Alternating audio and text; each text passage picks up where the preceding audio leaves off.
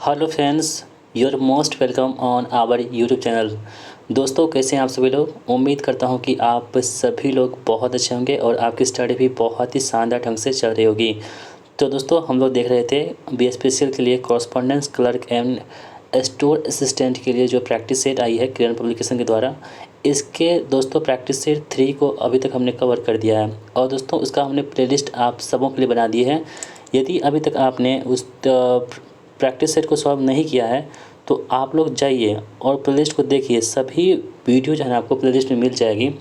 तो दोस्तों, आज की इस वीडियो में हम प्रैक्टिस सेट नंबर 4 को सॉल्व करेंगे। तो वीडियो को आप ध्यान से देखिएगा और इस प्रैक्टिस सेट में आपका स्कोर कितना बनता है आप सभी लोग हमें कमेंट बॉक्स में ज़रूर बताइएगा। ठीक है, तो चलिए बढ़ते हैं वीडियो में आगे। दोस्तों, टेलीग्राम पे एक हमारा छोटा सा प्यारा सा एक बैच चलता है, ठीक है, जिसमें आपको हम टेलीग्राम में क्विज फॉर्मेट में इन सभी बुक को कवर करते हैं। जिसमें आपका इलेक्ट्रीशियन ट्रेड है यूथ का, उसके बाद आपके पास यूथ का ही कंप्यूटर प्लानर है, उसके बाद खान सर के द्वारा जो बुक लॉन्च हुई है इसमें आपको ननटेक करवाते हैं और ये 2 प्रैक्टिस सेट। ठीक है दोस्तों, जो कॉरस्पॉन्डेंट क्लर्क की तैयारी करना चाहते हैं उसके लिए हमने ये बैच भी उसके लिए है। दोस्तों, इसमें हम क्या करेंगे, बस आपको मैथ्स हम नहीं करवाएंगे, बाकी सभी चैप्टर्स आपको जो मैथ्स के अलावा जितने भी आपके पास सिलेबस हैं उन सभी को कंप्लीट करवाया जाएगा। तो दोस्तों, यदि आप हमारे साथ जुड़ना चाहते हैं इस बैच से तो 179 पे करके आप हमारे बैच में इनरोल कर सकते हैं। अधिक जानकारी दोस्तों आप हमारे इस नंबर पर 7549425490 इस नंबर पर आप हमें कांटेक्ट कर सकते हैं अधिक जानकारी के लिए। तो चलिए हम आज की अपने मुद्दे पर चलते हैं और आज का पहला प्रैक्टिस सेट का पहला सवाल आपके स्क्रीन पर आ चुका है।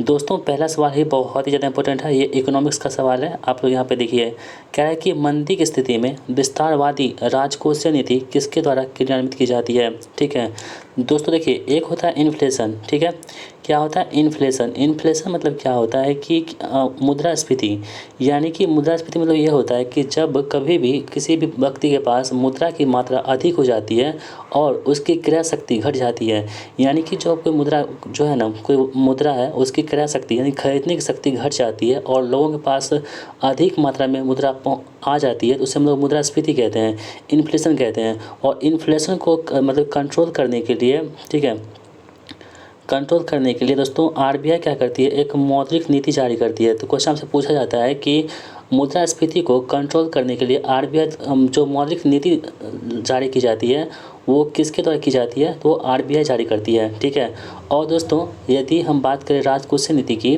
तो क्वेश्चन पूछेगा कि मुद्रास्फीति को दूर करने के लिए यानी कंट्रोल करने के लिए जो सरकार द्वारा मतलब कि कौन सी योजना बनाई जाती है, तो राजकोषीय नीति बनाई जाती है। तो इन दोनों चीज़ों को आपको ध्यान में रखना होगा।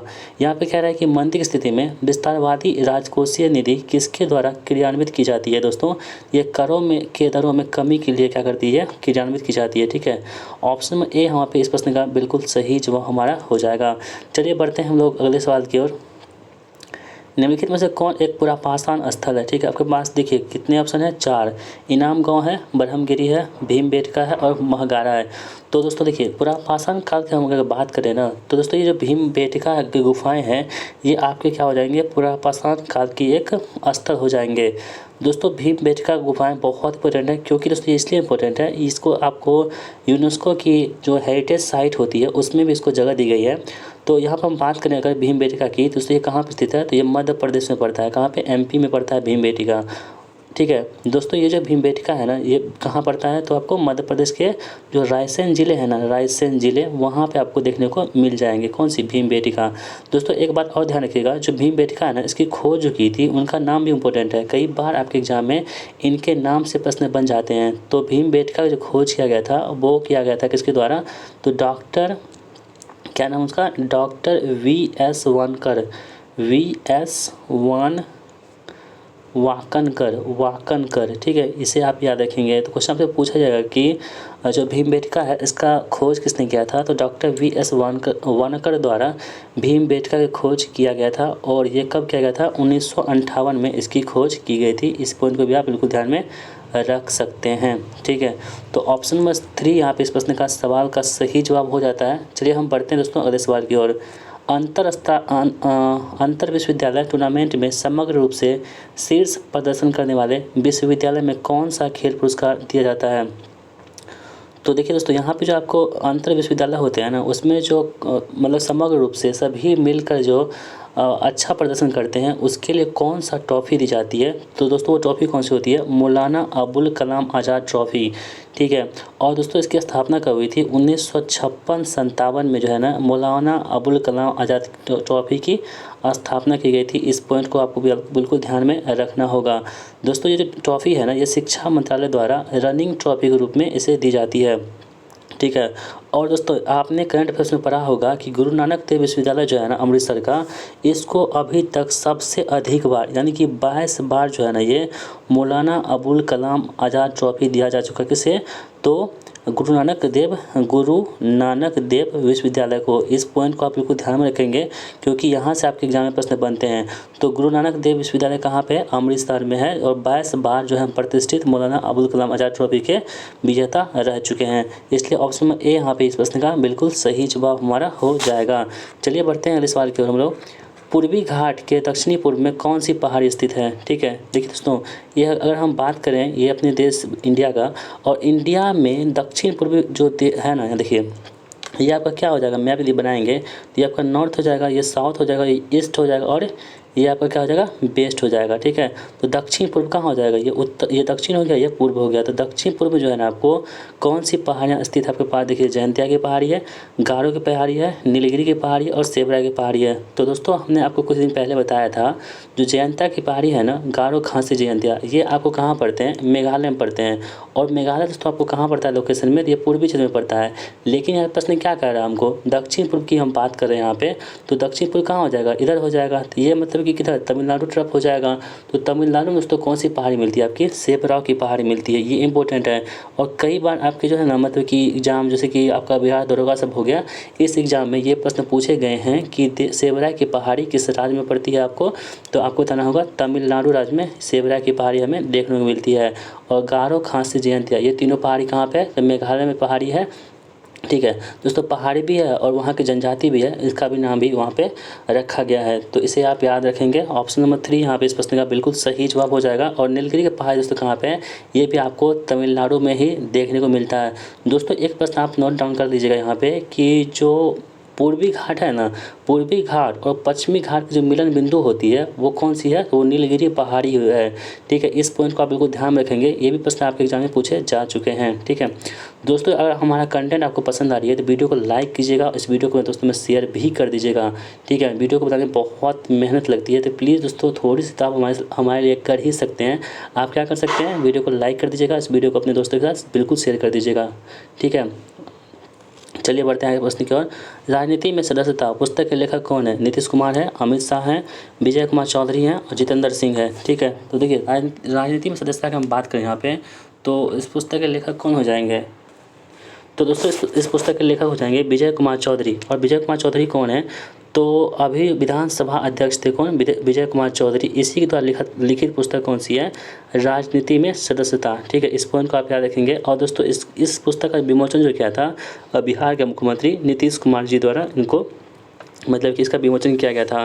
तो यहाँ पे फिलहाल ऑप्शन नंबर सी इस प्रश्न का राइट आंसर हमारा हो जाएगा। बढ़ते हैं अगले सवाल की ओर। निम्नलिखित में से कौन सी फसल के मौसम में मतलब फसल खरीफ के मौसम में नहीं उगाई जाती है। देखिए दोस्तों अगर हम बात करें यहाँ पे खरीफ फसल की, तो खरीफ फसल किसे कहते हैं, ऐसा फसल जो बरसात के टाइम में उगाई जाती है। जैसे कि अभी का मौसम क्या है, खरीफ फसल का मौसम है, यानी कि धान रोपाई हो रही होगी गाँव में।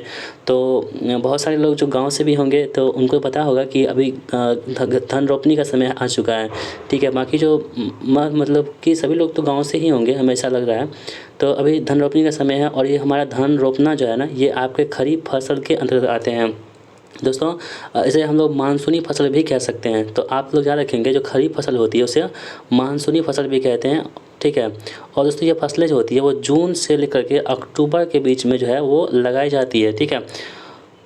उगाई जाती है और इसके अंतर्गत जो फसल आते हैं जैसे कि धान हो गया आपका, मक्का हो गया, ज्वार हो गया, बाजरा, कपास, गन्ना, मूंगफली, दालें, ये सभी क्या आते हैं, खरीफ फसल के अंतर्गत आते हैं। तो यहाँ पर देखिए कहा रहा है कि मक्का है, मूंगफली है, सरसों है और कपास है।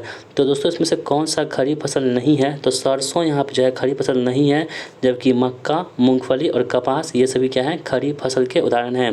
दोस्तों एक बात ध्यान रखेंगे कि रबी फसल जो होती है ना वो जाड़े की फसल होती है और जो अक्टूबर या नवंबर में उगाई जाती है, जैसे कि गेहूँ हो गया आपका, चना हो गया, सरसों हो गया, जौ हो गया, ये सभी चीज़ें क्या होती है, रबी फसल आते हैं। तो यहाँ पे कह रहा है कि खरीफ फसल नहीं है तो कौन सा है, रबी फसल है, यानी कि सरसों आपका कौन सा हो गया, रबी फसल के अंतर्गत आते हैं।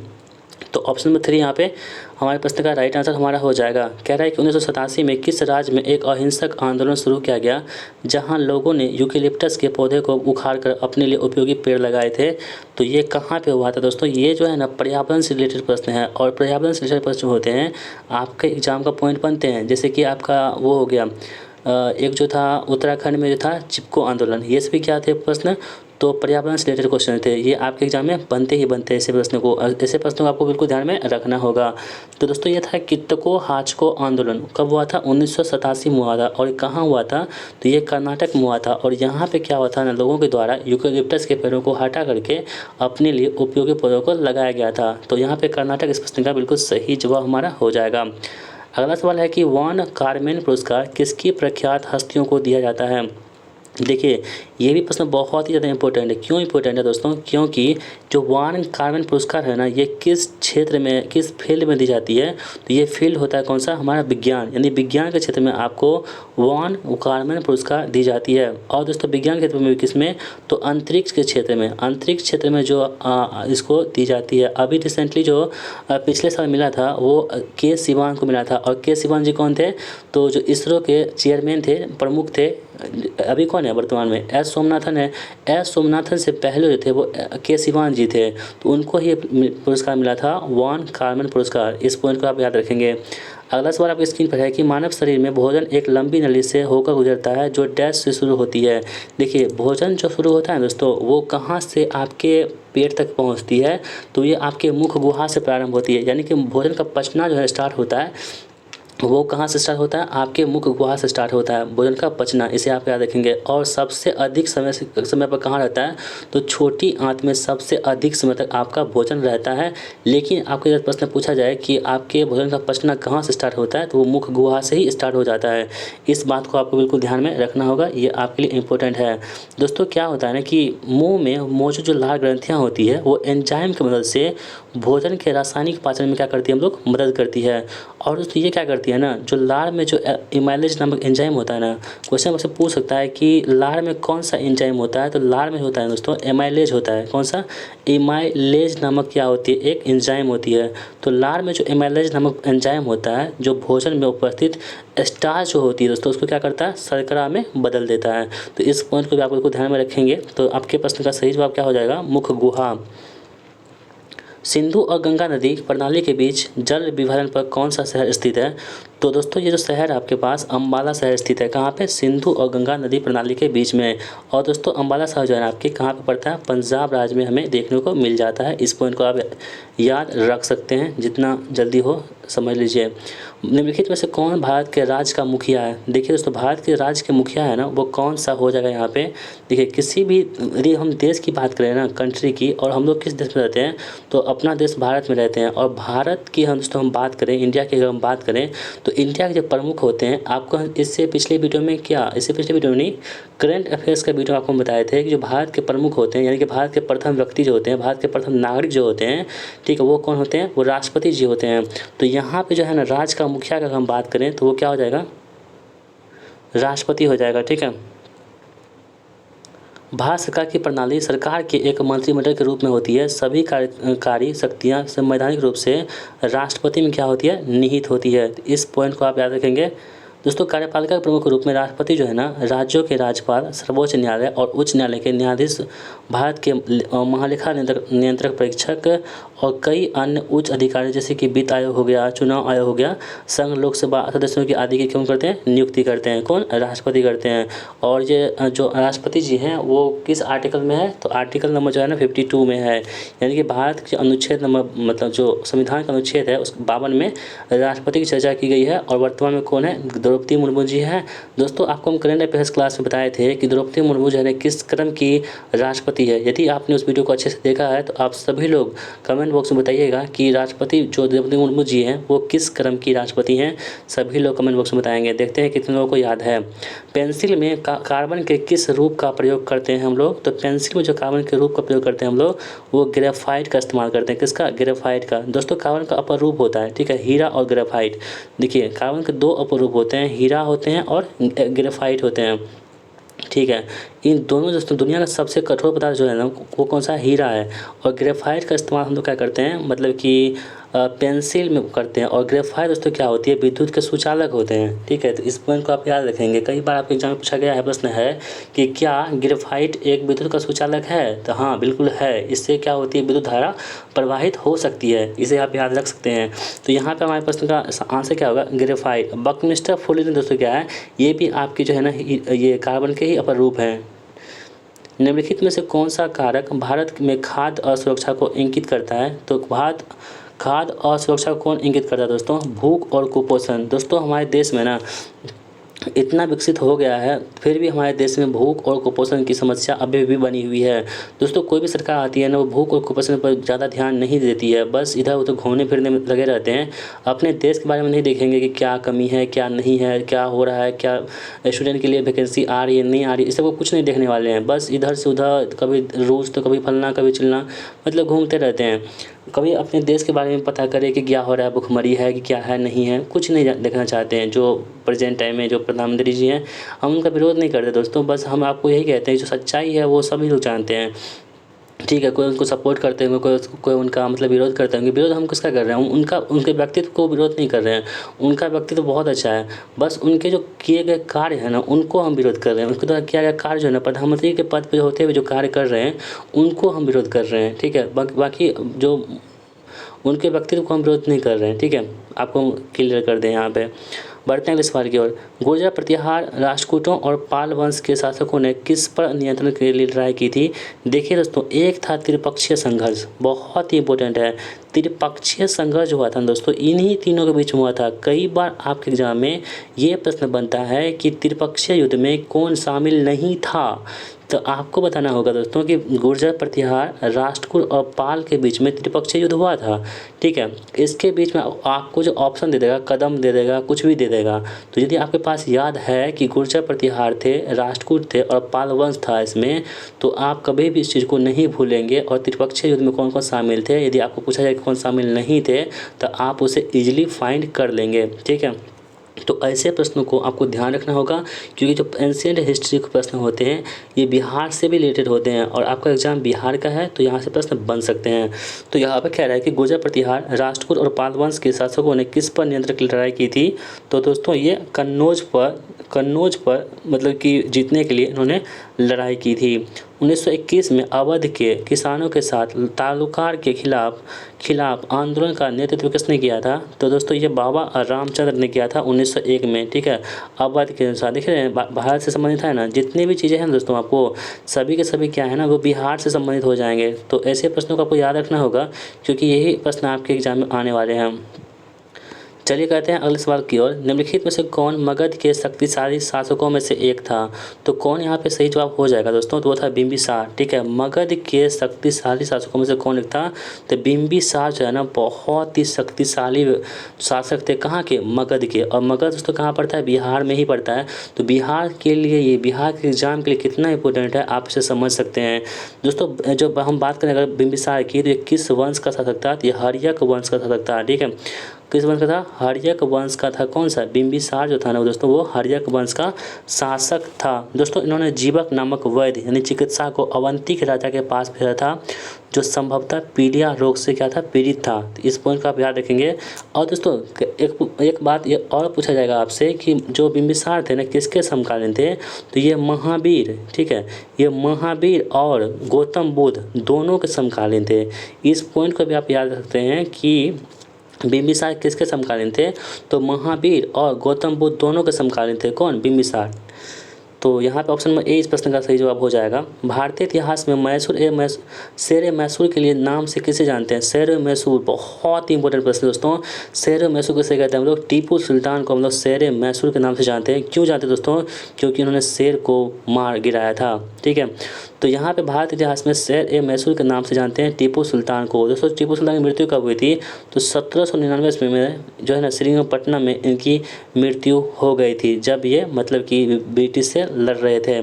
तो दोस्तों जो 4 मई था, 4 मई 1799 को ब्रिटिश ईस्ट इंडिया कंपनी की सेनाओं द्वारा चौथे आंग्ल मैसूर युद्ध में टीपू सुल्तान को पराजय कर दिया गया और इसके युद्ध में इनकी मृत्यु हो गई। तो टीपू सुल्तान दोस्तों पिताजी कौन थे? हैदर अली थे। तो इसे भी आप याद रखेंगे। बाकी दोस्तों टीपू सुल्तान जो है ना वो चौथे जो आंग्ल मैसूर युद्ध हुआ था इनमें इसकी मृत्यु हो गई थी। तो यहाँ पर ऑप्शन नंबर 2 इस प्रश्न का सही जवाब हो जाएगा। 1905 में बंगाल विभाजन के समय वायसराय कौन था? दोस्तों ये प्रश्न बहुत ही ज़्यादा इंपॉर्टेंट है। जो पार्टीशन हुआ था ना, पार्टीशन हुआ था कहाँ पे? बंगाल में। तो 1905 में बंगाल विभाजन हुआ था। ठीक है, और दोस्तों ये कौन किया था? लॉर्ड कर्जन ने किया था पार्टीशन ऑफ बंगाल। 1905 में जो है ना दोस्तों ये बंगाल विभाजन होता है। कब? 16 अक्टूबर 1905 को। डेट भी आप याद रखेंगे, 16 अक्टूबर 1905 को बंगाल विभाजन होता है, यानी कि पार्टीशन ऑफ बंगाल होता है। कब? 1905 को। ये लॉर्ड कर्जन के समय में। दोस्तों अगर हम बात करें कि लॉर्ड कर्जन का टेन्योर क्या था, यानी कि इनका जो मतलब कि इसका टाइम पीरियड क्या था? तो 1899 से लेकर के 1905 ईस्वी के बीच में इनका शासनकाल था और इन्हीं के बीच में आपका बंगाल विभाजन होता है। दोस्तों एक प्रश्न और पूछता है कि बंगाल विभाजन को रद्द कब कर दिया गया था? तो 1911 ईस्वी में। ठीक है, जब दिल्ली दरबार लगा था। ठीक है, जॉर्ज पंचम आए थे। तो जॉर्ज पंचम जो आए थे दिल्ली दरबार लगा था तो 1911 में, उसमें ही आपको बंगाल विभाजन को रद्द कर दिया गया था। इस पॉइंट को आप याद रखेंगे क्योंकि ये इंपॉर्टेंट है, आपके एग्जाम में प्रश्न बन सकते हैं। अगला सवाल आपकी स्क्रीन पर है कि 3 महत्वपूर्ण हिमालयी नदी प्रणालियों सिंधु, गंगा और ब्रह्मपुत्र के निक्षेपण से कौन सी मिट्टी बनती है? तो दोस्तों जो मिट्टी बनती है इससे वो बनती है जलोढ़ मिट्टी। ठीक है, और जलोढ़ मिट्टी क्या होती है? भारत में सबसे अधिक मात्रा में जलोढ़ मिट्टी ही पाई जाती है और सबसे उपजाऊ मिट्टी भी यही होती है। ठीक है, इसे भी आप याद रखेंगे। दोस्तों एक बात और आप यहाँ पे याद रख सकते हैं, जैसे कि काली मिट्टी को हम लोग क्या बोलते हैं? तो हम लोग रेगुर मिट्टी के नाम से जानते हैं काली मिट्टी को। ठीक है, और लाल मिट्टी में से क्या किसकी मात्रा अधिक होती है? तो लेड ऑक्साइड की मात्रा सबसे अधिक पाई जाती है। अगला सवाल है कि स्थिर जल निकाय में चमकदार, मैले, हरे धब्बे, पेंच किसकी उत्पत्ति के कारण से होते हैं? तो दोस्तों ये होते हैं आपके शैवाल की उपस्थिति के कारण से होते हैं। ऑप्शन नंबर ए यहाँ पे इस प्रश्न का बिल्कुल सही जवाब हो जाएगा। दोस्तों अब आपके पास मैथ्स के सवाल आ चुके हैं। अब हम आपको ट्रिक से बहुत ही अच्छे से समझाने वाले हैं, बस आपको ध्यान से देखना है। ठीक है, और इसे सॉल्व करना है। पहले आप खुद से सॉल्व कीजिए, उसके बाद हम आपको बताएंगे, तो आप उसे देख लीजिएगा कि आपका प्रश्न सही हुआ है गलत। तो दोस्तों आपने इसे सॉल्व कर लिया होगा। अब आपको हम बता देते हैं। देखिए कह रहा है कि मनोज 20 किलोमीटर तथा 36 किलोमीटर की 2 दूरियों को क्रमशः 5 घंटे में और 3 घंटे में तय करता है। संपूर्ण यात्रा के लिए मनोज की औसत गति क्या होगी? दोस्तों सबसे पहले आपको ये ध्यान देना होगा कि औसत गति किसको कहते हैं। दोस्तों औसत गति मतलब होता है कि कुल दूरी बटे कुल समय। क्या होता है? कुल डिस्टेंस यानी total distance upon total time. ठीक है, कुल दूरी बटे कुल समय। ठीक है, अब देखिए आपके पास टोटल समय दूरी कितना आपके पास दे रखा है। तो यहाँ पर देखिए 20 किलोमीटर है यहाँ पे और 36 किलोमीटर है। तो इसको हम कुल कर सकते हैं क्या? 20 + 36 कितना होगा? टोटल हो गया दोस्तों। उसके बाद देखिए आपके पास कुल समय कितना दे रखा है। तो यहाँ पे 5 घंटे हैं और यहाँ पे 3 घंटे हैं। तो टोटल कितना हुआ? 5 3 8 घंटे हो चुके हैं। अब 20 36 कितना होता है दोस्तों? तो ये आपके पास 56 हो गया और 56 जब हम 8 से डिवाइड करेंगे तो 8 से 56 यानी कि 7 जो है ना दोस्तों यहाँ पे किलोमीटर प्रति घंटा इस प्रश्न का राइट आंसर होगा, जो ऑप्शन में सी में दे रखा है। ठीक है, तो बहुत आसान प्रश्न था, आपने इसे सॉल्व कर लिया होगा और आपका आंसर भी यहाँ पे सही हो गया होगा। चलिए हम बढ़ते हैं अगले सवाल की ओर। मोहित तथा सुमित क्रमशः 6600 रुपये तथा 8400 रुपये निवेश के साथ व्यापार शुरू करते हैं। यदि वर्ष के अंत में वे 11:9 के अनुपात में लाभ कमाते हैं तो उनके द्वारा निवेश की गई पूंजी का समय अवधि का अनुपात क्या होगा। दोस्तों ये सवाल जो है ना ये सवाल आपके कौन से हैं, तो पार्टनरशिप के सवाल हैं। ठीक है, इसमें आपको क्या करना होता है, जो भी आपको जो वहाँ पे जो जितना रुपया लगाता है ना ये दोनों व्यक्ति, जैसे कि आप देखिए मोहित जो है ना, एक मोहित है और आपके पास कौन है, सुमित है। ये कितना लगा रहा है, 6600 रुपये यहाँ पर लगा रहा है, तो 6600 आप लिखेंगे। ठीक है, उसके बाद तो सुमित कितना लगा रहा है आपके पास, तो 84,000 रुपये लगा रहा है। ठीक है, देखिए जब भी आपको ये किसका अनुपात है, तो आपका कैपिटल यानी पूंजी का अनुपात दे रखा है। ठीक है, देखिए जब भी आपको पार्टनरशिप के सवाल को सॉल्व करना है और आपके पास इस रेशियो को सॉल्व करना है, तो आप उतना तक काटिए, मतलब उस रेशियो को इतना काटते काटते वहाँ तक पहुँचिए जिसके बाद ये कटना ही ना पड़े, यानी कि ये डिविजिबल ही ना हो। जैसे कि हम यहाँ पर काट कर देते हैं, 84 से 300 घटा देंगे और 66 और 84 है। ठीक है, इसे आप सॉल्व करेंगे तो कितना आपके पास हो जाएगा, तो ये 11×66 11 हो जाएगा, यहाँ पर 14 हो जाएगा। ठीक है, यानी कि 11:14 हो चुका है। अब ये कभी कटने वाला है नहीं। आपको दोस्तों क्या करना होगा, आपको भी इतना काटना है कि काटते काटते मतलब उसके बाद कटना ही ना पड़े, ये मतलब कट ही ना पाए ये कब किसी और संख्या से, तब तक आपको नहीं छोड़ना है। ठीक है, तो इसका आप कट कर लेंगे। अब देखिए कह रहा है कि अब ये किसका अनुपात है, पूंजी का अनुपात है। ठीक है, आपके पास किसका और लाभ का अनुपात भी दे रखा है, प्रॉफिट का अनुपात दे रखा है कितना, 11:9 11:9 का रेशियो यहाँ पे दे रखा है। ठीक है, तो देखिए हम क्या करते हैं, जब आपके पास कैपिटल दे रखा होगा और पूंजी दे रखा होगा, यानी कि पूंजी दे रखा होगा और प्रॉफिट दे रखा होगा, तो यदि हम समय का अनुपात निकालते हैं तो समय बराबर क्या होता है, पूंजी बटे क्या होता है, लाभ होता है। क्या होता है, पूंजी बटे लाभ। इस चीज़ को आपको ध्यान रखना होगा। ठीक है, देखिए पूंजी हमारे पास कितना है, 11, लाभ कितना है बटे 11। ठीक है, उसी प्रकार से हम 14:9 कर देंगे यहाँ पे, तो 11 अगर ये कट जाएगा बचेगा क्या आपके पास, 14:9 बचेगा। तो 14:9 जो है ना इस प्रश्न का सही जवाब होगा, जो ऑप्शन नंबर किस में दे रखा है हम लोग देख लेते हैं। यहाँ पे कहाँ गया ऑप्शन, यहाँ पे हाँ 14:9 है ना यहाँ पे दोस्तों। तो आपको हम क्या बताएं, सबसे पहले आपको यही करना है कि उसको रेशियो को छोटा कर लेना है। उसके बाद जब आपको पूंजी दे रखा होगा और ये लाभ दे रखा होगा तो आपसे डिवाइड कर दीजिएगा। ठीक है, और जब आपके पास पूंजी दे रखा होगा और समय दे रखा होगा, लाभ निकालना होगा, तब से गुना कर दीजिएगा। तो बस यही करना है आपको, आपके पास आंसर निकल के आ जाएगा। अगला क्वेश्चन देख लेते हैं।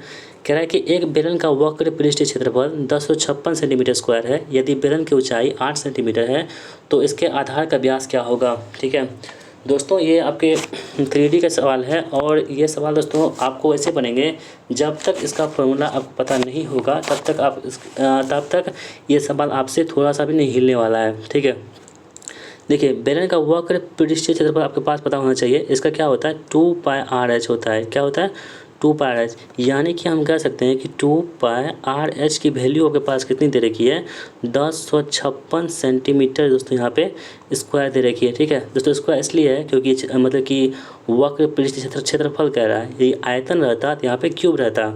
तो यहाँ पे देखिए हम दोस्तों क्या कर सकते हैं कि 2 गुना 22/7, आर की वैल्यू हमको यहाँ पर निकालनी है और एच की वैल्यू हमको ऑलरेडी गिवन है, कितना है 8 सेंटीमीटर। तो यहाँ पे 8 लिखेंगे और 1056 यहाँ पे लिख देंगे। ठीक है दोस्तों, आप इसे कट करेंगे ना तो 22 दूनी 44 और 44 से कितना बार में कट जाएगा, तो ये 24 बार में आपके कट के निकल आ जाएगा। ठीक है, ये 8 या 24 हो जाएगा यहाँ पे, और ये कितना हो जाएगा, आर वैल्यू कितनी, तो आर की वैल्यू कितनी हो जाएगी, 7 या 21 हो जाएगी। ठीक है, 21 सेंटीमीटर यानी कि त्रिज्या हो चुकी है।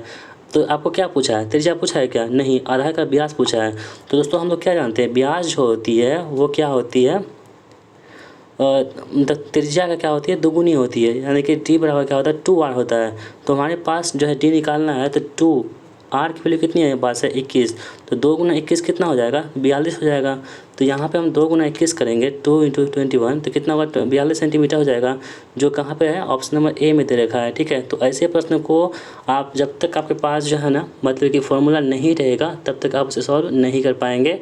तो आपको फॉर्मूला भी याद करना होगा। अगला सवाल है कि 18 मजदूर एक कार्य के 1/3 को 70 दिन में पूरा कर सकते हैं, तो कितने मजदूर पूर्ण कार्य को 9 दिन में पूरा कर सकते हैं। दोस्तों आपको ये देखिए, ये आपके MDH पे सवाल है। ठीक है, MDH पे हम कैसे बनाते हैं, तो देखिए पहले क्या है, 18 मजदूर है ना, तो 18 मजदूर किसी कार्य को कितने दिन में करते हैं, 70 दिन में करते हैं। वो कार्य कितना है, तो 1/3 कार्य है, 1/3 हम 3 लिख दिए यहाँ पे बराबर। अब कह रहा है कि कितने मजदूर, हम x मान लिए 9 दिन में, ठीक है, पूरा काम मतलब एक काम, ठीक है, एक काम था उसका 1/3 यहाँ पे कर रहा है, इसलिए यहाँ पे हम 1 लिखे हैं। 1 मेरा क्या है, पूरा काम है। तो दोस्तों आप से कट करेंगे ना तो कितना बार में हो जाएगा, ये 3 जो है ना ऊपर चला जाएगा यहाँ पे, ठीक है। तो ये आपका कट जाएगा यहाँ से, ये आपका 1 रहेगा, 1 से कोई मतलब नहीं है। तो 9 तिया 27, ठीक है, 18 तिया 54 और 54 तिया कितना हो जाएगा, 54 तिया 162 हो जाएगा, ठीक है। 162 मजदूर जो है इस प्रश्न का सही जवाब हो जाएगा। तो बहुत आसान प्रश्न था, आप इसे इजीली कर सकते थे। अगला सवाल है कि एक दिन में 4 घंटे कार्य करके आर एक कार्य को 12 दिन में पूरा कर सकता है तथा एक दिन में 8 घंटे कार्य करके ए समान कार्य को 9 दिनों में पूरा कर सकता है। एक दिन में 2 घंटे कार्य करके आर तथा ए मिलकर उसी कार्य को कितने दिन में पूरा कर सकते हैं। देखिए दोस्तों, आपके 2 घंटे का आपके पास पूछा है, तो यहाँ पे 4 घंटा दे रखा है, यहाँ पे 8 घंटा दे रखा है।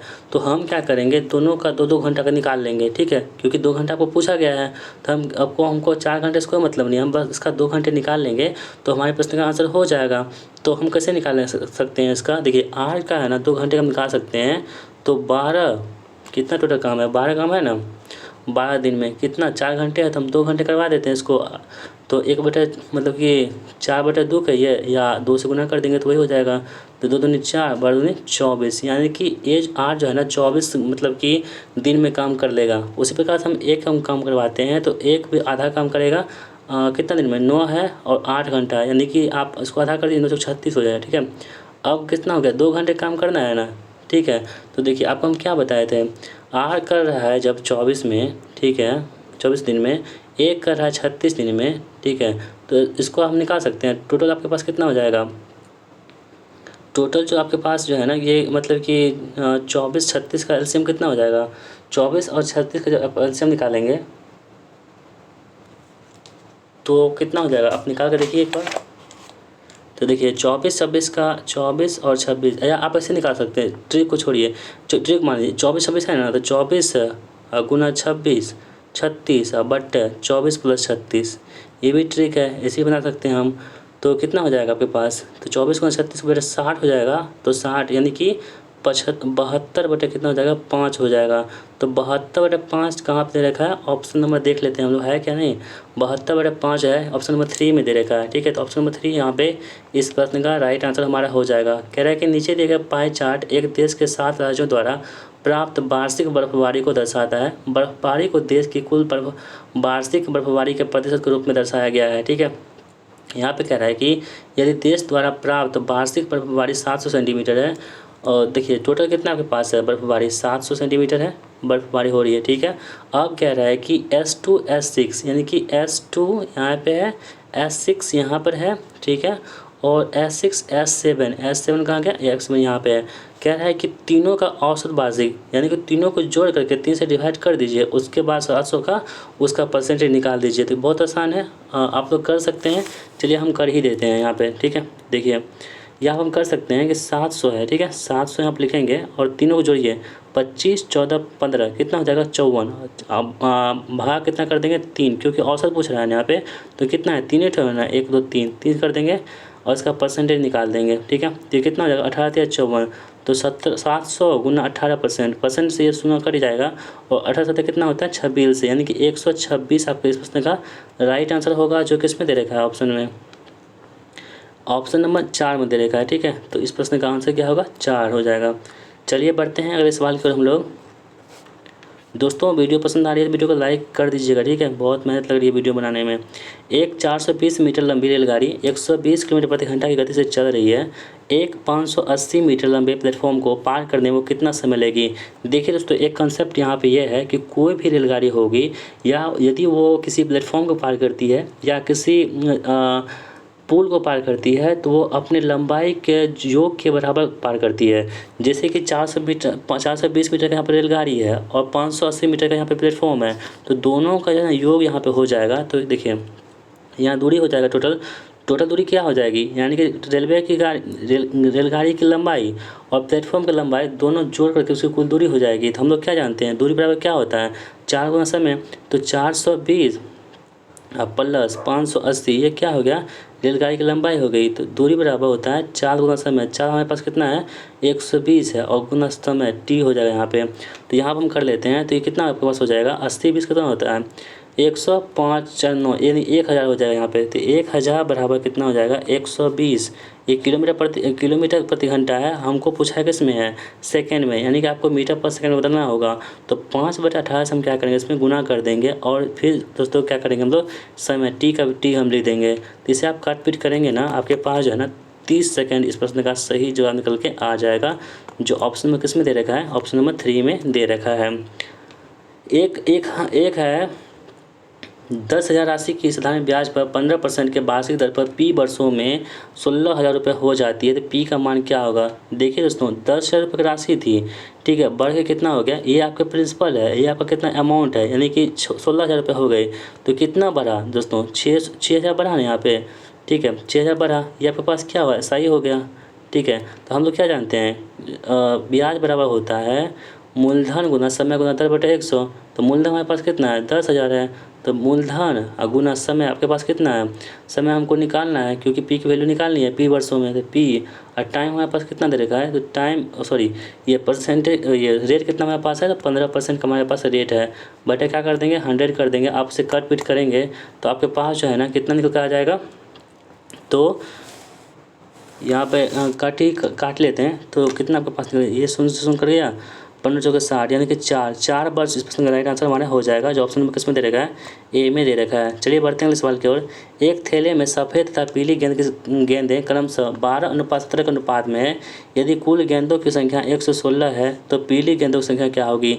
देखिए, जब भी कोई अनुपात का रेशियो का सवाल होगा तो आप उसके अनुपात को देखिए, किसका पूछा है, पीली गेंद का पूछा है ना, तो पीली गेंद 17 है, यानी कि 17 से जो कटने वाला होगा वही हमारे प्रश्न का आंसर होगा। तो 17 चौके 68, सिर्फ एक ही ऑप्शन ऐसा है जो इस प्रश्न का मतलब 17 से कट रहा है, वही हमारे प्रश्न का आंसर हो गया। यानी कि बिना बनाए हुए हम प्रश्न को सॉल्व कर सकते हैं, ठीक, कैसे, ट्रिक से। तो ऐसी ट्रिक देखने के लिए आप हमारे चैनल को अभी सब्सक्राइब करके रख लीजिए, क्योंकि ये आपके लिए बहुत ही इंपॉर्टेंट होने वाला है चैनल हमारा। नीचे दिए गए बार चार्ट में 7 क्रमागत वर्षों में Y1 Y2 Y3 Y4 Y5 Y6 तथा Y7 के लिए एक देश के लिए कुल निर्यात को 1000 करोड़ में दर्शाया गया है। यहाँ पे कह रहा है कि कौन सा वर्ष पिछले वर्ष की तुलना में निर्यात में सबसे अधिकतम बदलाव प्रतिशत दर्शाता है। तो देखिए दोस्तों, यहाँ पे 500 से 750 यानी 250% यहाँ पे 250 की वृद्धि हुई है। इसमें क्या होगा आंसर आपके पास, तो Y1 या Y2, तो किस में सबसे अधिक दर्शाई जा रही है। तो यहाँ पर हम देखेंगे ध्यान से, तो दोस्तों यहाँ पे क्या हो जाएगी, Y2 में, यानी ये 500 है, ये 750 हो गया, यानी 250 जो है ना, 250 की वृद्धि हो रही है। तो हम क्या करेंगे, 250 की वृद्धि हो रही है, किस पे हो रही है, 500 पर ही है, तो 500 गुना कितना कर देंगे, 100 कर देंगे। तो ठीक है, इसी प्रकार हम सबको चेक करेंगे। यही जो दोस्तों Y2 वाला है, यही आपका निकल के आ जाएगा, ठीक है। तो आप इसे ध्यान रखेंगे। अगला सवाल आपके पास है कि एक मशीन का अंकित मूल्य उसके क्रय मूल्य से 70% अधिक है। क्या कह रहा है कि एक मशीन है, ठीक है, उसका अंकित मूल्य जो है ना, उसके क्रय मूल्य से क्या है, 70% अधिक है। यदि मशीन को 44.5% के लाभ पर बेचा गया है तो छूट प्रतिशत क्या होगा। ठीक है, आपको छूट परसेंट निकालना है। देखिए, मशीन का अंकित मूल्य जो है ना, मतलब कि MRP कितनी है, 70% अधिक है, किससे, तो CP से। यदि हम CP 100 मान लेते हैं तो MRP कितना हो जाएगा, 170% हो जाएगा ना, 170 हो जाएगा, क्योंकि 70% अधिक है। अब कह रहा है कि मशीन का 44.5% लाभ पर, तो टोटल लाभ कितना हो जाएगा हमारे पास, तो दोस्तों मतलब कि लाभ पर, तो इसमें हम जोड़ देंगे 44.5, तो कितना हो जाएगा आपके पास, 144.5 हो जाएगा, यानी लाभ पे बेचने के बाद। अब कह रहा है कि छूट प्रतिशत क्या होगा, तो छूट किस में होता है, MRP में छूट होता है, जो मैक्सिमम रिटेल प्राइस होती है MRP होती है, उसी पर छूट होता है। 170 माइनस क्या करेंगे, 144.5 कर देंगे, ये छूट हो गया, ठीक है, बटा 170 गुना कितना हो जाएगा, 100 हो जाएगा। ऐसे आप कट करेंगे, तो कट करने के बाद दोस्तों आपके पास 15% करके आ जाएगा, जो ऑप्शन नंबर डी में दे रखा है। अगला सवाल है कि एक संख्या को 40% बढ़ाया जाता है, यानी कोई संख्या है उसको क्या करते हैं, 40% बढ़ा दिए, 140 हो गया ना। कह रहे हैं कि परिणामी संख्या को 25% घटा दिया जाता है, तो 25% घटा देंगे 75% हो गया, बटा 100, तो कितना परसेंट वृद्धि है, काट पीट दीजिए। तो 25 या 75, 25 के 100 और 4 से कितना में कट जाएगा, 4 या 12, ठीक है, 2 4 5 20, तो 35 या कितना हो, एक सेकेंड, हाँ 35 कितना होता है, 105, 105 हुआ ना, तो वृद्धि हुआ है मतलब कि 100 हम माने थे, जब भी 100 से जितना अधिक होगा वही वृद्धि होगा, या 100 से कम होता है वही कमी होता है। तो 100 से वृद्धि हो रहा है ना, कितना 105 है, तो 5% की वृद्धि हो रही है। यदि 100 से कम होता तो वो क्या होती, कमी हो जाती है। ठीक है, तो आपको ऐसे प्रश्नों को इतना ही आसानी से सॉल्व कर लेना है, बहुत ही आसान हो जाता है।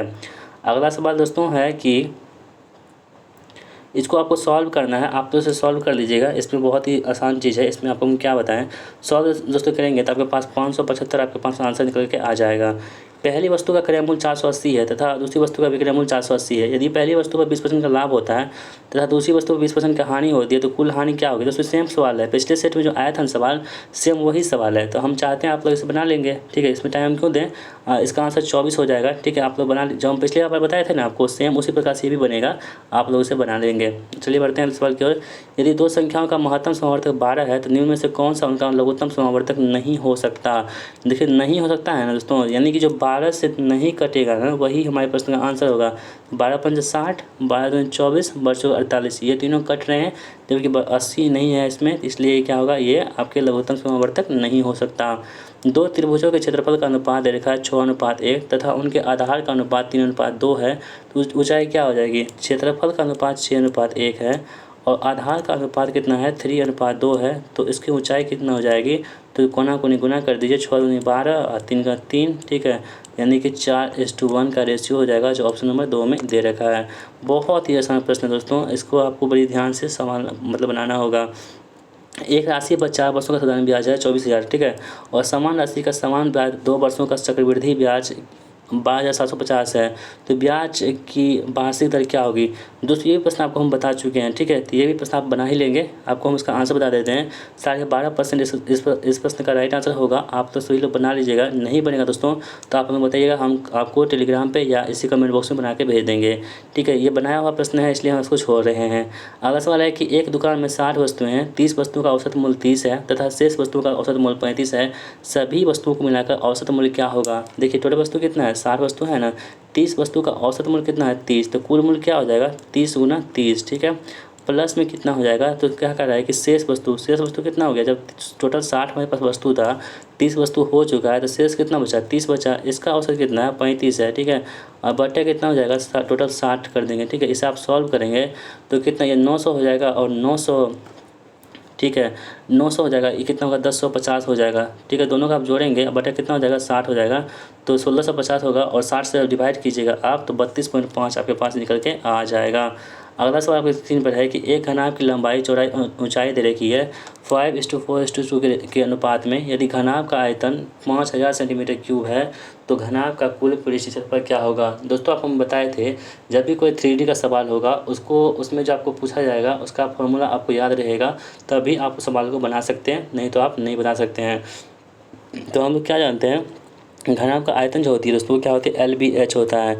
ये जो आपको रेशियो दे रखा है ना, आपको हम क्या बताए थे, जब भी इस टाइप का सवाल हो तो आप x अपने मन से इसमें बना लीजिए। तो 5x 4x 3x कितना हो जाएगा 500 के 20, 20 दूनी 40, यानी कि 40x क्यूब की वैल्यू आपके पास कितनी दे रखी है 5000 क्यूब दे रखी है। ठीक है, तो यहाँ से तो आप बना सकते हैं, तो यहाँ पे कितना कट जाएगा ये, तो 125 बार में आपका कट जाएगा। यदि x की वैल्यू आपके पास, x की वैल्यू 125 है तो x की वैल्यू कितनी आपके पास हो जाएगी, तो कितनी हो जाएगी 5 हो जाएगी। ठीक है, यानी कि x की है 5, आप क्या करेंगे सभी में आप 5 रख दीजिए x की वैल्यू, 5 कितना हो गया 20 हो जाएगा ये।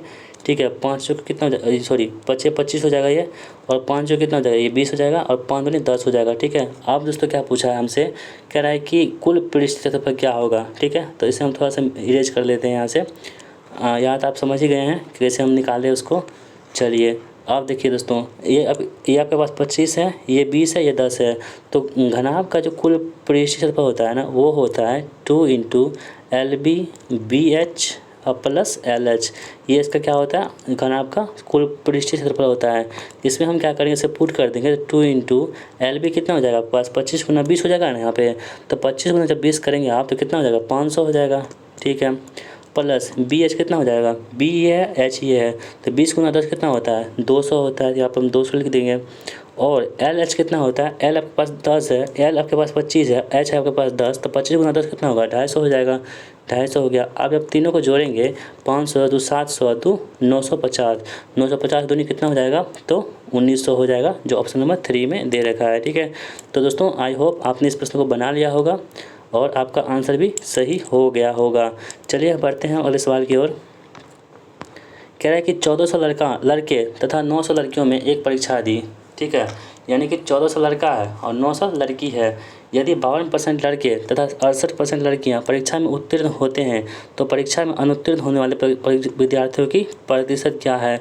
तो देखिए सवाल दोस्तों, आपके पास 1400 लड़के हैं। यदि 1400 लड़के में से जब 52% लड़के क्या होते हैं, पास होते हैं, इसका मतलब ये हुआ कि जो ये 48% लड़के ऐसे हैं जो फेल हो गए। उसका हम सिर्फ फेल निकाल लेते हैं, 48 बटा कितना हो जाएगा, 100, यानी कि 672 ऐसे लड़के हैं इस मतलब 1400 में से जो फेल हो चुके हैं। उसी प्रकार से जब 900 यहाँ पर लड़कियाँ हैं तो 900 लड़कियाँ में जब 68% पास हो रही है तो फेल कितनी हो रही है, 32% फेल हो रही है। इसका हम 32% निकाल लेंगे तो आपके पास 288 आएगा, यानी कि ये इसका मतलब ये हुआ कि 288 लड़की ऐसी है 900 में से जो फेल हो चुकी है। तो हमको क्या कह रहा है कि प्रतिशत ज्ञात कीजिए किसका, जो फेल हो चुकी है। तो 672 288 दोनों का आप जोड़ दीजिए तो आपके पास कितना आ जाएगा, 960 हो जाएगा। ठीक है, ठीक है, और टोटल विद्यार्थी आपके पास कितने हैं कोचिंग में, स्कूल में, तो 1400 विद्यार्थी यहाँ से, 900 विद्यार्थी यहाँ से, तो 1400 विद्यार्थी और 900 विद्यार्थी कितना हो गया, 2300 विद्यार्थी हो गया। अब परसेंटेज निकाल के क्या करते हैं हम लोग, 100 से गुना कर देते हैं। तो 100 यहाँ पे गुना कर देंगे, आपके पास जो है निकल के आ जाएगा 41.74%। इस प्रश्न का राइट आंसर होगा जो ऑप्शन नंबर 3 में दे रखा है। ठीक है, तो दोस्तों हमने क्या किया, आपको मैथ्स के भी सारे सवाल को करवा दिया है। अब फटाफट से हम वीडियो को आगे बढ़ाते हैं और हिंदी को देख लेते हैं, क्योंकि वीडियो बहुत लंबी ऑलरेडी हो चुकी है। अब दोस्तों हम सवाल को देख लेते हैं। कह रहा है कि दिए गए शब्द का पर्यायवाची शब्द ज्ञात कीजिए। तो इसका किसका, रक्त का पर्यायवाची क्या होगा दोस्तों यहाँ पे, तो आपका लहू हो जाएगा। ठीक है, लहू होता है दोस्तों, ब्लड होता है, इंग्लिश में बोल सकते हैं आपको, ये होती है। यामा मतलब दोस्तों क्या होता है, निशा, क्या होता है, निशा होता है। यामा मतलब इस भी याद रखेंगे। और त्रियामा इसका मतलब क्या होता है, रात होता है। ठीक है, अवधेश मतलब दोस्तों क्या होती है, कौशलपति होती है। निम्नलिखित शब्द प्रश्न में से दिए गए 4 विकल्प में से उस विकल्प का चयन कीजिए जो दिए गए मुहावरे के अर्थ को स्पष्ट करता है। गले का हार होना, इसका अर्थ क्या होता है, गले का हार मतलब होता है कि अत्यंत ही प्रिय होना। ठीक है, ऑप्शन नंबर सी यहाँ पे सही जवाब हो जाएगा। दिए गए शब्द का विलोम शब्द ज्ञात कीजिए, किसका, कल्पित। तो कल्पित का विलोम दोस्तों क्या होता है, कल्पित का विलोम होता है आपके पास यथार्थ, क्या होता है, यथार्थ हो जाता है। निम्नलिखित वाक्य में से संयुक्त वाक्य ज्ञात कीजिए। कौन सा वाक्य यहाँ पे संयुक्त दे रखी है, तो दोस्तों उसने बोला और वह चला गया, ये क्या है, संयुक्त वाक्य है। दिए गए शब्दों में शुद्ध वर्तनी का चयन कीजिए। कौन सा वर्तनी यहाँ पे शुद्ध दे रखी है, तो अमावस्या, अमावस्या तो क्या यहाँ पे वो शुद्ध दे रखी है। अगला सवाल क्वेश्चन है कि दिए गए शब्दों का सही ज्ञात कीजिए। आरसी, आरसी, आरसी मतलब क्या होता है और आरसी मतलब क्या होता है। ठीक है, तो इसे आप देख लीजिए आराम से, उसके बाद हम आपको बताते हैं। ठीक है, तो आई होप दोस्तों आपने इसे बना लिया होगा। अब आपको बता दें, देखिए इसका मतलब होता है कि आरसी, आरसी मतलब क्या होता है, वेद संबंधी। ठीक है, और आरसी मतलब होता है कि आईना। तो ऑप्शन नंबर 4 यहाँ पे सही जवाब हो जाएगा। अगला सवाल दोस्तों आपकी स्क्रीन पर है। ठीक है दोस्तों, आपसे रिक्वेस्ट है प्लीज़ वीडियो को लाइक कीजिएगा और इस वीडियो को अपने दोस्तों में शेयर कीजिएगा। ठीक है दोस्तों, बहुत ही ज़्यादा वीडियो को बनाने में मेहनत लगती है, तो प्लीज़ आपसे रिक्वेस्ट है आप लोग इसे शेयर जरूर कीजिएगा। ठीक है, निम्नलिखित में से दिए गए विकल्प में से उस विकल्प का चयन कीजिए जो सर्वश्रेष्ठ रूप से व्यक्त करता है। पाँव में बेरी पड़ना, इसका अर्थ क्या होता है, इसका अर्थ होता है नियंत्रण में होना। पाँव में बेरी पड़ना मतलब नियंत्रण में होना। ऑप्शन नंबर ए सही जवाब हो जाएगा। अगला सवाल आपकी स्क्रीन पर है। ये देखिए आपके पास गद्यांश दोस्तों, आपको गद्यांश देखना होगा, उसके बाद आपको यहाँ पे पढ़ के आप सॉल्व करेंगे। आपके पास क्वेश्चन है कि उपयुक्त गद्यांश का उपयुक्त शीर्षक क्या होगा, इसका शीर्षक आपको बताना दोस्तों। तो इसका शीर्षक आपके पास हो जाएगा कौन सा, ईंधनों का संरक्षण हो जाएगा। ऑप्शन नंबर बी यहाँ पे इस प्रश्न का राइट आंसर हमारा हो जाएगा। अगला सवाल देख लेते हैं हम लोग। यहाँ पे कह रहा है कि ईंधन से किसका उत्पादन होता है, तो ईंधन से किसका उत्पादन होता है, ईंधन से ऊर्जा का उत्पादन होता है। ईंधन के मुख्य स्रोत क्या क्या हैं, तो ईंधन के जो मुख्य स्रोत है यहाँ पे आपके हो जाएंगे पेट्रोलियम, द्रव और कोयला, इसके मुख्य स्रोत हो जाएंगे। अब दोस्तों आपके पास रीजनिंग का सवाल है, कह रहा है कि एक निश्चित कुछ भाषा में पेंसिल को 59 कहते हैं, तो उसी कुछ भाषा में इरेजर को क्या कहेंगे। तो दोस्तों यहाँ पे क्या किया गया है ना, जितने भी आपके यहाँ पे दे रखे हैं ये लेटर, इसके प्लेस वैल्यू को जोड़ करके 59 हुआ है। तो इरेजर को आप जोड़ेंगे तो इसको जोड़ने के बाद आपके पास 66 आ जाएगा। ठीक है, तो आप लोग जोड़ लीजिएगा। बहुत ही आसान प्रश्न, इसमें हम टाइम नहीं देंगे क्योंकि वीडियो बहुत लंबी हो जाएगी, तो आपको देखने में परेशानी होगी। बहुत लोग कमेंट भी करते हैं वीडियो बहुत लंबी हो जाती है, थोड़ा कम लेंथ का वीडियो बनाइए। ठीक है, देखिए इसमें क्या हो रहा है, 52 नंबर में पहले वाला में जितना है ना -2 हो रहा है, इसमें -2 होगा। जब J 10 पे है तो 2 माइनस करेंगे 8 हो जाएगा, यानी H से स्टार्ट होगा, H से सभी स्टार्ट हो रहे हैं। अब दूसरा में क्या है +2, तो +2 Q 17 होता है, 19 पे क्या होगा S होगा, तो HS है सभी में है। Z में -2 होगा, तो T 20 होता है और -2 करेंगे 18 होगा, यानी कि R होगा। HSR कहाँ पर दे रखा है, ऑप्शन नंबर 2 में दे रखा है, यही हमारे प्रश्न का सही जवाब हो जाएगा। सात मित्र है OPQRSTU, पंक्ति में फिल्म देख रहे हैं, एस पंक्ति के छोर पर। दोस्तों वही सवाल है, सेम वही सवाल है जो आपको पिछले वीडियो में बताया गया ना, सेम वही है। तो आप लोग बना लीजिए जैसे ऑप्शन नंबर 4 यानी Q हो जाएगा। ठीक है, यानी कि पैटर्न को वही फॉलो कर रहा है, कुछ भी चेंजमेंट इसमें नहीं किया जा रहा है। कह रहा है कि अपव्यय करना, लुटाना, उतारना क्या हो जाएगा, यहाँ पे उतारना होगा नीचे आना। ठीक है, उस विकल्प का चयन कीजिए जो यहाँ पे होगा। तो DFH है, HLF है और EGI है। तो देखिए D कितना होता है 4, ये होता है 8, 4 दूनी 8, यानी दुगुना हो रहा है। ये 5 है तो दुगुना 10 होगा, यानी कि J से शुरू होगा। J से कहाँ स्टार्ट हो रही है, सभी में हो रही है। F देखिए F क्या है ना 6, ये L 12, दुगुना हो रहा है तो G 7 दूनी 14, यानी कि JN कहाँ पे, ये दोनों में है। आगे बढ़ते हैं, इसका भी दोगुना, ये कितना होता है 8, ये कितना होता है 16, ये कितना होता है 9 दूनी 18, यानी कि JNR कहाँ पे, ऑप्शन नंबर 3 में दे रखा है। तो इसको बहुत ही आसानी से आप सॉल्व कर सकते हैं, इसमें हमको टाइम नहीं देना चाहिए। चलिए बढ़ते हैं अगले सवाल की ओर। 4 20 है 36 52 है, इसमें क्या आने वाला है। तो 4 20 36 52 में आपको क्या आने वाला है, आप लोग देख लीजिए। यहाँ पे देखिए 4 में जब +16 करेंगे तो 20 होगा, और 20 में 16 करेंगे तो 36 होगा, 36 में जब 16 करेंगे 52 होगा। उसी प्रकार से जब 52 में 16 प्लस कर देंगे तो कितना आपके पास हो जाएगा, 6 2 8 5 1 6 68 हो जाएगा, जो ऑप्शन नंबर 4 में दे रखा है। निम्नलिखित समीकरण को सही करने के लिए कौन से प्रश्न बदलना चाहिए, तो आप लोग बदल लेंगे, ऑप्शन नंबर 3 यहाँ पे सही जवाब हो जाएगा। उस विकल्प का चयन कीजिए। ताला चाबी है ना, तो घोड़ा क्या हो जाएगी, ताला से चाबी खोलते हैं तो घोड़ा से क्या हो जाएगा दोस्तों यहाँ पे, तो वो होगा रथ। ठीक है, विकल्प में सही आकृति, प्रश्न आकृति अगले स्थान पर कौन सी आकृति आएगी। तो दोस्तों ये आकृति है ना, इसे आप देखेंगे ध्यान से तो आपके पास आकृति आएगी, वो 2 नंबर की आकृति यहाँ पे आपको देखने को मिल जाएगी। 8 मित्र है, वही सवाल दोस्तों, सेम वही सवाल हम देख चुके हैं। ठीक है, आप इसे बना लेंगे तो ई के सामने कौन हो जाएगा, यहाँ पे जी हो जाएगा, ऑप्शन नंबर ए सही जवाब हो जाएगा। ठीक है, तो यदि दूसरा प्रश्न होता ना, आपको हम बता देते, सेम वही प्रश्न है जो आपको पहले दूसरे तीसरे सेट में बता देते, सेम वही सवाल है, इसमें हम टाइम नहीं देंगे। ठीक है, यहाँ आप देखिए क्या हो रहा है ना, 13 तिया कितना होता है 39, 23 चौके 92, तो क्या 6 के 66, 11 6 के 66, ऑप्शन नंबर 4 यहाँ पे सही जवाब होगा। कितना आसान प्रश्न है, ये तो आप खुद से बना ही लेंगे। त्रिवेंद्रम भारत और केरल कहाँ पे है दोस्तों, त्रिवेंद्रम है, भारत है और केरल है, कहाँ आपके पास आंसर हो जाएगा। तो देखिए त्रिवेंद्रम हो गया, भारत के अंदर कौन सा, केरल, और केरल के अंदर कौन सा, त्रिवेंद्रम, ऑप्शन नंबर 2। यहाँ पे है कि 17 289, 17 का स्क्वायर कितना होता है 289 होता है। उसी प्रकार 27 का स्क्वायर कितना होता है 529। ये कितना आसान सवाल है, इसमें क्या टाइम देंगे। दिए गए विकल्प में से असंगत का चयन कीजिए। असंगत कौन सा हो जाएगा, देखिए एक 18 19 20, तीनों को जोड़ेंगे ना आपके पास तो कितना होगा 57 हो जाएगा। ठीक है, और ये आपके पास 14 हो गया, ये 10 हो गया, ये 7 हो गया, कितना होता है आपके पास 31 होता है। ये आपके पास कितना है 4 है, ये 8 है, ये 19 है, जोड़ेंगे कितना हो जाएगा, तो ये 31 हो जाएगा। ठीक है, ये कितना 7 है, 6 है, 18 है, जोड़ेंगे कितना होगा 31 हो जाएगा। सभी 31 हैं लेकिन ये क्या है 57 है, इसलिए अलग है। अगला क्वेश्चन है कि दिए गए विकल्प में से असंगत का चयन कीजिए। लहसुन अदरक प्याज सरसों, कौन सा असंगत हो जाएगा यहाँ पे, तो सरसों यहाँ पर असंगत होगा। ये सभी क्या है यहाँ पे, तो आपको मिट्टी के नीचे, ये सभी क्या होते हैं मिट्टी के नीचे उगते हैं, और सरसों क्या होते हैं मिट्टी के ऊपर उगते हैं। ठीक है, आपके पास इंजीनियर दे रखा है, इंजीनियर को रीनिंग इस टाइप से लिखते हैं, तो दूसरा को कैसे लिखेंगे। ठीक है, देखिए आप ध्यान से देखेंगे ना, ये इंजीनियर IENG जो है ना उठ के यहाँ पे आ गया है, और EER जो उठ के यहाँ पे आ गया है EER। ठीक है, और बीच में IN को उल्टा पुल्टा कर दिया है।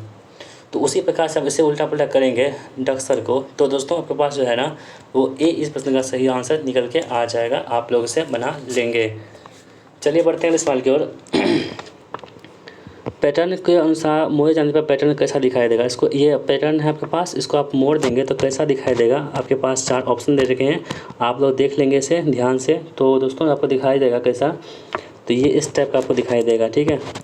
यहाँ पे दिए गए विकल्पों में से असंगत को चयन कीजिए। 373 है, ठीक है। देखिए 7 3 10 3 कितना होता है 13, 7 3 10 1 कितना हो गया 11, 7 4 9 2 11, 9 3 12 1 13, ठीक है। तो नहीं 7 4 11 2 13 हुआ ना, ये भी 13, ये भी 13, ये भी 13, ये भी 13, लेकिन ये 11, इसलिए असंगत। अगला क्वेश्चन है कि सभी जिप्सियाँ जाले हैं, ठीक है। सभी जिप्सियाँ जे है, सभी जिप्सियाँ क्या है जाले हैं, जो मान लीजिए, ठीक है। सभी जाले घोंसले हैं और सभी जाले क्या है दोस्तों घोंसला है, ठीक है। अब कह रहा है कि सभी घोंसले जिप्सियाँ हैं, सभी घोंसले जिप्सियाँ हैं क्या, नहीं। आपको हम क्या बताए थे, जब भी बाहर से अंदर की ओर आएंगे तो वो क्या हो जाएगा, कुछ वाला सही होगा, सही वाला सही नहीं होगा, इसलिए गलत है। कुछ घोंसले जिप्सियाँ हैं, कुछ घोंसले जिप्सियाँ हैं, बिल्कुल है। कुछ आपका सही है ना, तो यानी कि केवल दूसरा सही है जो ऑप्शन नंबर 2 में दे रखा है। अगला क्वेश्चन है कि JK11 6 शिक्षक हैं, ठीक है। ये बहुत बड़ा सवाल है, आप लोग पढ़ लेंगे, इसे बना लेंगे। इसका आंसर क्या हो जाएगा, ऑप्शन नंबर 3 यानी कि विज्ञान इस प्रश्न का राइट आंसर होगा। बहुत आसान प्रश्न है, लेकिन समय के अभाव के चलते हम इसे नहीं बना पा रहे हैं। कह रहा है कि टू ड्रॉ द लाइन, इस आइडियम्स यानी कि मुहावरे का अर्थ क्या होगा। तो दोस्तों इसका अर्थ होगा टू सेट लिमिट्स, ठीक है। यानी कि लक्ष्मण रेखा था ना, यानी कि इसके लिमिट, यानी कि जो सीता माँ को लक्ष्मण जी ने कहा था कि इस बाउंड्री के बाहर से आपको बाहर नहीं जाना है, यदि आप जाएंगे तो खतरा हो जाएगा। और महिलाएं क्या होती है, बातों को नहीं मानती है और चली गई, खतरा हो गया। Find the synonyms of ambition, ठीक है। एम्बिशन क्या होती है, फाइंड ऑफ जो होती है ना, सिनोनिम्स ऑफ एम्बिशन, इसका जो समानार्थी शब्द हो जाएगा वो क्या हो जाएगा आपके पास, तो डिजायर हो जाएगा। यहाँ पे आपको कह रहा है कि गलत किस में दे रखा है, the blinds deserve our sympathy no error. कहाँ पे दोस्तों यहाँ पे गलत दे रखा है, द ब्लाइंड पीपुल, यहाँ पर द ब्लाइंड्स नहीं होगा, सिर्फ ब्लाइंड होगा, ठीक है। इसलिए यहाँ पे गलत हो जाएगा। एनालॉजी फॉर व्हील स्पॉक, तो यहाँ पर तो व्हील पहिया में क्या होता है, स्पॉक होते हैं, आपने देखा होगा साइकिल में। तो उसी प्रकार से यहाँ पे जो लेडर है ना, लेडर में क्या होता है, रंग होते हैं, क्या होते हैं, रंग होते हैं चढ़ने वाले। एंटोनिम्स ऑफ इग्नोर, इग्नोर का जो आपको विलोम शब्द क्या होगा आपको बताना है। यहाँ पे दोस्तों क्या होगा, एक्नॉलेज, यानी कि क्या होता है, मतलब स्वीकार करना, यानी कि जो मतलब इग्नोर मतलब क्या होता है, अनदेखा करना। एक्नॉलेज मतलब क्या होता है, स्वीकार करना। ऑप्शन नंबर ए यहाँ पे सही हो जाएगा। Choose the most suitable preparation, a father is blind dash the fault of his son. तो ए फादर इज ब्लाइंड, यहाँ पे क्या होगा, फिक्स प्रिपरेशन 2 हो जाएगा, ठीक है। अगला सवाल है कि on the basis of the given sentences pick out the correct sentences converted in interrogative from the given options. The moon is shining in the, इसको आपको इंट्रोगेटिव में चेंज करना है दोस्तों। तो आपके पास सही जवाब हो जाएगा कौन सा, तो is the moon shining in the sky, क्या जो है ना मून चंद्रमा स्काई में चमकते हैं, ये आपके पास आंसर हो जाएगा। तो find out the error part, what ever work that which you understand put your best effort in it, ठीक है। तो दोस्तों इसका यहाँ पे होगा that which you under mistake, यहाँ पे इस प्रश्न का सही जवाब हो जाएगा, यहाँ पे होगा what ever decision he made I would support it, ठीक है। अगला सवाल है,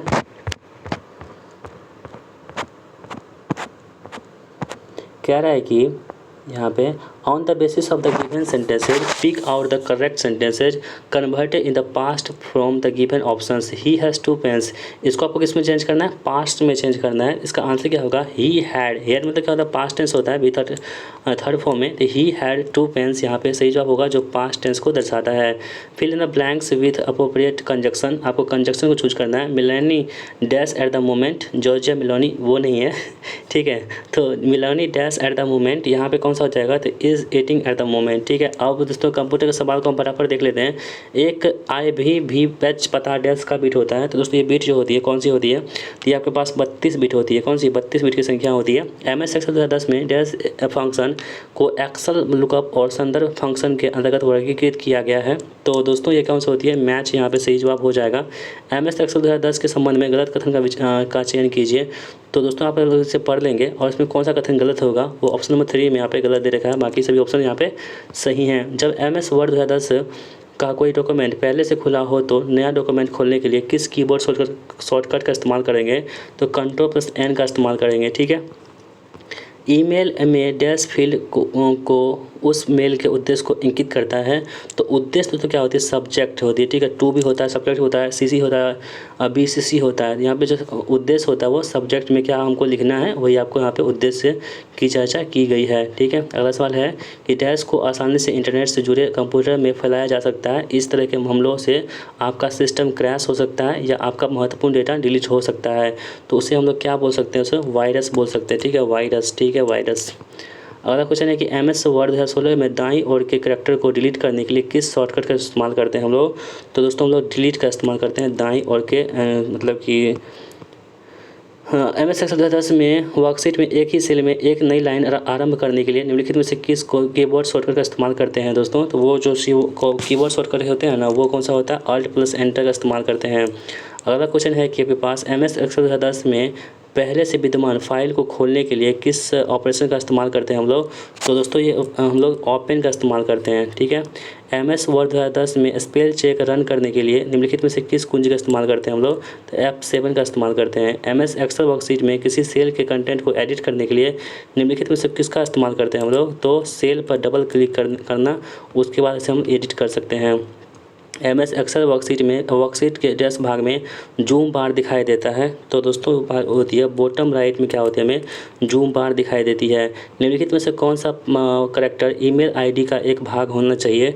तो कौन सा होना चाहिए दोस्तों यहाँ पे, तो ये आपके पास @ होती है ना, ये आपका ईमेल भाग होना चाहिए। सभी के पास ईमेल होगा, आप तो जानते भी होंगे। MS वर्ड में एक नया डॉक्यूमेंट खोलने के लिए निम्नलिखित में से किस कीबोर्ड शॉर्टकट का इस्तेमाल करते हैं हम लोग। तो दोस्तों वो Ctrl+N का इस्तेमाल करते हैं। निम्नलिखित में से कौन से अक्षर कथन असत्य हैं। यहाँ पे आपके पास ऑप्शन दे रखे हैं, आपको चूज करना है कौन से कथन यहाँ पे असत्य हो जाएंगे, ठीक है। तो दोस्तों ये कौन सा हो जाएंगे, ऑप्शन नंबर 3, यानी कि केवल एक यहाँ पर असत्य हो जाएंगे। निम्नलिखित MS Excel फार्मूला का मान कितना होगा। तो आप इसे फार्मूला याद करेंगे, इसका मान दोस्तों कितना हो जाएगा, 2 हो जाएगा। MS Excel के में टेक्स्ट के बहुत से हिस्से में किसी टेक्स्ट का फॉन्ट कलर और साइज प्रयुक्त करने के लिए निम्नलिखित में से किसका टूल का इस्तेमाल करते हैं हम लोग। तो वो टूल कौन सी होती है, फॉर्मेट पेंटर का इस्तेमाल करते हैं। URL शब्द का क्या अर्थ होता है। तो URL जो है ना, इसका शब्द का अर्थ होता है, बहुत ही आसान प्रश्न है, आप सभी लोग इसे जानते भी होंगे। तो दोस्तों URL का मतलब होता है कि यूनिवर्सल रिसोर्स लोकेटर। तो कहाँ है ऑप्शन नंबर, देख लेते हैं कहाँ गया भाई, यहाँ पे है यूनिफॉर्म रिसोर्स लोकेटर। और आपस में संबंधित वेब पेजों का एक संग्रह क्या कहलाता है। तो दोस्तों इसे हम लोग क्या बोलते हैं, हम लोग बोलते हैं इसे वेबसाइट बोलते हैं। क्या बोलते हैं, वेबसाइट। और दोस्तों रोज़ की तरह एक सवाल हम आपके लिए छोड़ेंगे, निम्नलिखित में से कौन सा एक वर्ड प्रोसेसिंग सॉफ्टवेयर नहीं है। आप सभी लोग यहाँ तक जो भी इस वीडियो को देखे हैं, जो भी महानुभाव, जो भी मतलब गर्ल्स बॉय जो भी देखी हैं ना, बहुत अच्छा काम कर रही हैं। आप वीडियो को देखिए, सभी प्रश्नों को आप हल कीजिए। बहुत सारे कम लोग होते हैं जिस वीडियो को यहाँ तक देखते हैं। आपके पास वो जज्बा है, आपके पास वो जुनून है कि आप इस वीडियो को देखेंगे। दोस्तों बहुत मेहनत से हम वीडियो बना रहे हैं, अभी रात के 3 बज रहे हैं और इस वीडियो को हम बना रहे हैं, ठीक है। तो हमें दिन में समय नहीं मिल पाता है, लेकिन हम सोचते हैं बहुत सारे जो स्टूडेंट उसके कमेंट्स आ रहे हैं कि वीडियो लाइए प्लीज़। तो इसके लिए हमें टाइम निकालना पड़ता है। यदि हम आपके लिए इतना मेहनत करते हैं तो प्लीज़ आपको भी मेहनत करना होगा, सभी वीडियो को अच्छे से देखना होगा और इस वीडियो को अपने दोस्तों के साथ शेयर भी करना होगा दोस्तों, क्योंकि हम आपके लिए मेहनत कर रहे हैं। तो आपका भी थोड़ा दायित्व बनता है, कर्तव्य बनता है कि आप हमारे लिए भी थोड़ा सा कर दें। बाकी आपकी मर्ज़ी दोस्तों, आप जो भी कर सकते हैं, हम कुछ कह नहीं सकते हैं आपको, बस आपसे उम्मीद कर सकते हैं आप लोग ऐसा करेंगे। तो चलिए मिलते हैं नेक्स्ट वीडियो में, तब तक के लिए जय हिंद, वंदे मातरम।